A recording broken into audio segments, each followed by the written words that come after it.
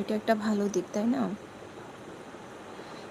মানুষ মানুষকে দেখে যখন হাসে, এরা সত্যিকার অর্থে বোকা থাকে, কারণ ওরা জেলাসি ফিল করে, যার জন্য অন্যের কাজ দেখে তারা হাসে। আসলে কোনো কাজকে ছোট করতে নেই, এটা একদম সত্যি কথা। আপনি একটা কাজকে ছোট করবেন মানে আপনি এখানে হেরে গেছেন।